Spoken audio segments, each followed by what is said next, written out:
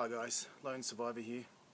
I want to talk about the Tom Brown tracker today because there seems to be a lot of information floating in and out about whether it's effective, whether it works, whether it's just a prop, a movie prop, and all that kind of thing. So I want to show you the original Tom Brown tracker, which, oh, not the original, but this is Top's version.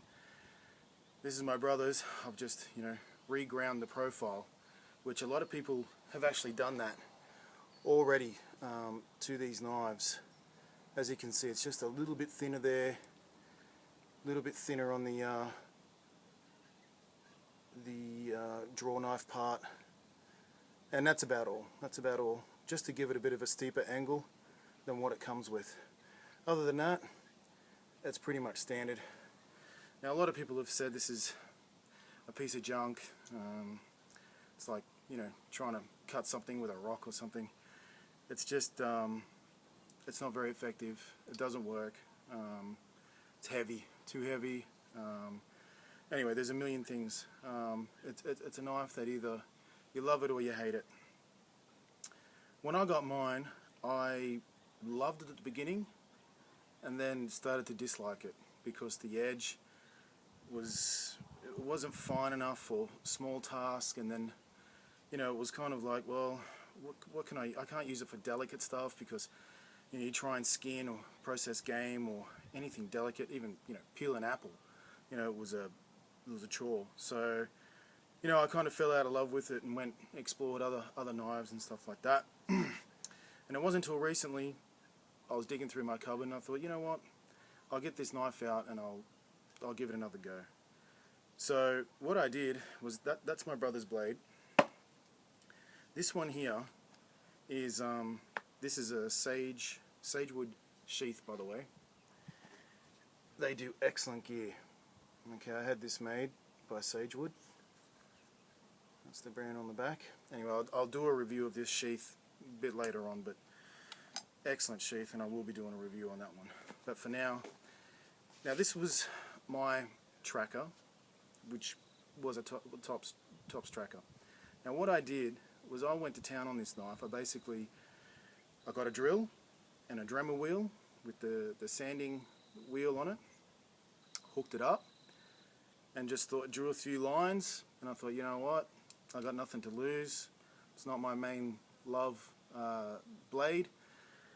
And then I just went to town on it, and I've got to tell you, from what I've done has made a dramatic improvement on the functionality of this knife. Like, I'll see, I hope I can just help you guys out here and just get a view. I've taken that edge right down. I wouldn't know that's a flat grind with a kind of semi-convex edge right on the bevel. I don't know what you would call it.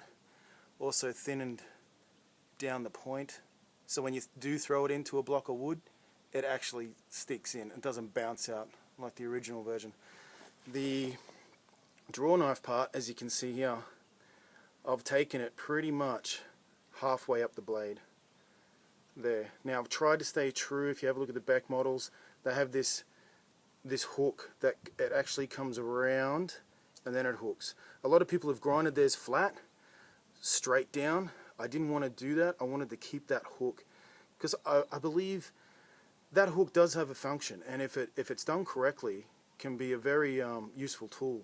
I'll go through some. I mean, there's a guy on YouTube. I mean, a million people have already been seen, doing your feather sticks and stuff like this. There's your feather sticks there. Everybody. There's 1,000. Views of that. I mean, and then you've got, stab it in. You can do your feather sticking like this. A million videos on that. I'm not going to bore you to death with that. But I'm just going to go through the mods that I did with this knife. So basically, I took the edge halfway up on the draw knife part. Now that's a hollow grind there. I dug it out. You can see where I've sharpened it. And then there's a part just here that hasn't been touched, and then you see where I sharpen it a touch. So this part here is actually hollow. So I've tried the best I can to do a hollow grind.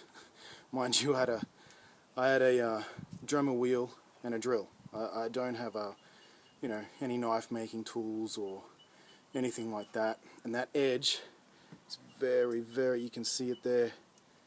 I mean, that is, when I give that a bit of a rub, that comes up almost razor sharp on that draw knife blade part. Again, the thinness also took the edge up. If you have a look at the edge, you know, it's been taken up a bit higher as well, and that would say, I would say I've put a flat grind on that. That's not hollow. I've kept that flat. I have thinned, like I said before, I thinned out the point here. So when you do that, that point now can be used for effective drilling, you know, to make a bow drill board or you know, anything like that. I'll just give you a close-up view. So you can see there, you can just see that hollow grind here, and you can see the flat grind that I've put on it. Now, with these improvements, I can assure you this knife now operates how the manual instructed. Now, the other improvements that I did on this was, as you can see with this original tracker, those scales are pretty thick. Okay, the handle on it is pretty thick. Like you can still wrap your hand around it. But what I did, I basically took the scales off. I stripped back the black coating, obviously, and around here, but I left the black coating under the scales just for rust prevention and stuff like that. But what you can see, I hope, my brother's wrapped it with paracord, so we'll see how we go. But you can see how much thinner that handle is now compared to the original. Now, to me, that just gives me a better grip. So now, when I do grab that handle, it's a full grip, and it just feels, when I have the original, it's like just a chunk of steel. You know, it's not, it doesn't have a life to it. But now, when I pick this up, this feels like it has a life. Like it feels like, I don't know, it just that different grip makes all the difference. As you can see that, you know, if you hold that up to the original, you can't compare. I mean, it looks like a completely different knife. Like it doesn't even look like a Tops version. You know, it's too bad they didn't bring it out like this. I think, you know, obviously they'd do a better job than what I did, but if they just made a few little adjustments here and there, I mean, this knife would be be phenomenal. I mean, the only thing that will come close to it is the back model or some custom guys that are out there doing it. So you can see the difference there, you know, in blades. It's just, you can't, you know, look at the thickness.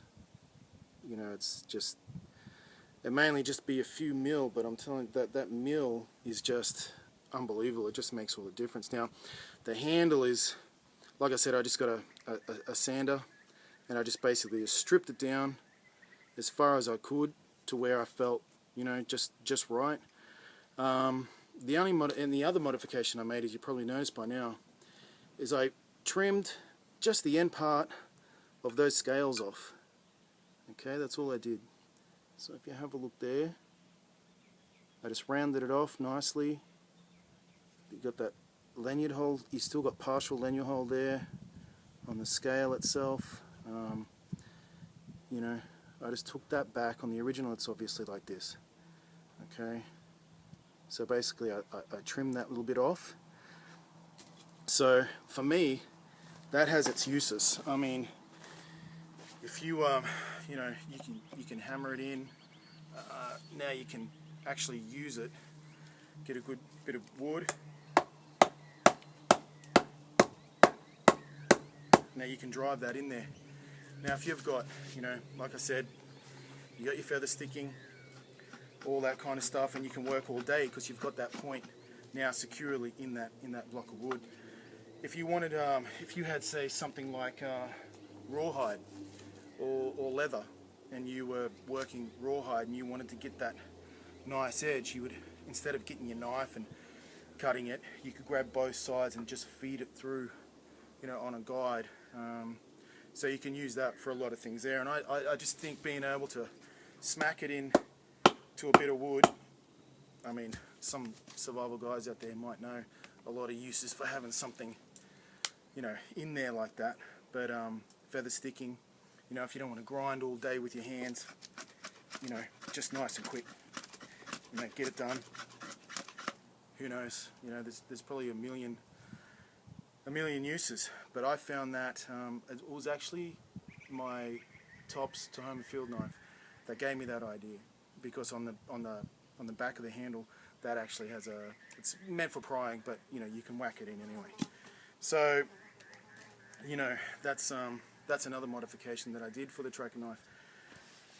And like I've said, with these modifications, I just feel like this blade it's very functional. You might have to practice with it for a little while, get the feeling.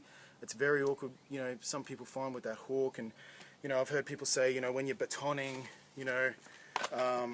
that hook takes most of. This one's got a bit of a knot in it, but I won't actually go through it. I'm just sort of going. But when you baton, you're not gonna. Yeah, it's got a knot in it. But the thing is, for me, I don't baton anything that's, say, thicker than my forearm. Okay, I don't go, or maybe my wrist. Okay, I don't do it. If and if I do, I'm sure there's 1,000 videos on YouTube about this too. I'll baton in, and then I'll get another piece of wood, or a rock or whatever, and I'll hit, and then hit on the top, hit here, then hit on the top. That way, it's actually the piece of wood that I've got wedged in there that's actually doing the splitting. The knife is just more or less the guide. I don't believe you should grab massive thick logs like this and then try and ram your knife through it. If this is your only survival tool, like if you're out there and you're like, this is it, I won't go smacking it. I'll chuck the whole log on the fire and burn it in half, and then I'll put the other half on the fire. Whatever it is, And if I am in somewhere moist, wet conditions, forest, whatever, then I'll pick something fairly thick, but not too thick for my blade, and I'll get that dry fuel out of there for the fire. But look, that's batoning anyway. But the thing is, this knife is functional if you've got the time to just go out there, do a little bit of work yourself, and just just add to it. Use the back model as a guide or whatever you want to do. But I've found a new love for this knife. I really have. Compared to the original, I just think it's worth it. I mean, if you're a fan of the design and you just weren't so hot about the Tops design, then go ahead, get yourself a wheel. Get yourself a Dremel wheel and a drill and go to town on it. It's not going to hurt it. I mean, it's $10.95. It's tough stuff. And this knife now, I can, like I said, I've got the sheath through Sagewood Gear. I'll do a review on that. But yeah, I've found a new love for this knife after doing that work on it, and I truly believe it is functional.